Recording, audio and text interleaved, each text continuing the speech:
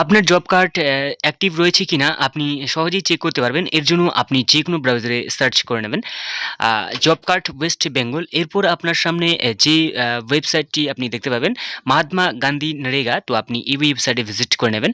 তো এইখানে আপনি ভিজিট করে নেওয়ার পর আপনার সামনে পেজটি এভাবে ওপেন হয়ে যাবে।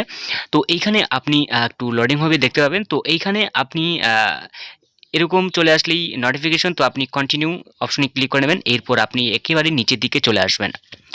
নিচের দিকে চলে আসলেই আপনি এখানে দেখতে পাবেন আপনার স্টেট সিলেক্ট করতে বলা হয়েছে। তো আপনি আপনার এখান থেকে স্টেট সিলেক্ট করে নেবেন।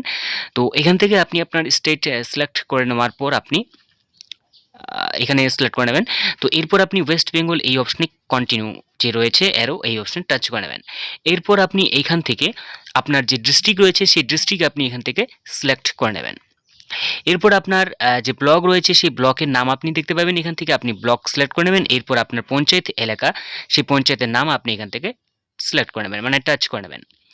আপনি আপনার সেই পঞ্চায়েত এলাকা যে অপশন রয়েছে এই অপশনে টাচ করে নেওয়ার পর এখান থেকে আপনি দেখতে পাবেন আপনার সামনে পেজ ওপেন হয়ে যাবে। এখানে অনেক কিছু অপশন দেখতে পাবেন। এছাড়াও আপনি এখানে যে অপশনটি এর জন্য আপনি জব কার্ড, এছাড়াও রয়েছে আপনি এখান থেকে অনেক অপশনই কিন্তু খুঁজে পেয়ে যাবেন। তো এর জন্য আপনি জব কার্ড এই অপশনে ক্লিক করে নেবেন, ঠিক আছে, এমপ্লয়মেন্ট এই অপশনে।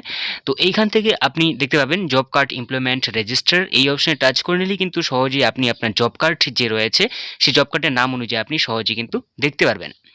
এছাড়াও আপনি এখান থেকে আরও অনেক কিছু অপশন পেয়ে যাবেন, ঠিক আছে, যেমন অ্যাপ্লিকেশন আপনি কি করতে চাইবেন সেটা রয়েছে, রেজিস্টার নং 1 পার্ট এ বি সি ইত্যাদি।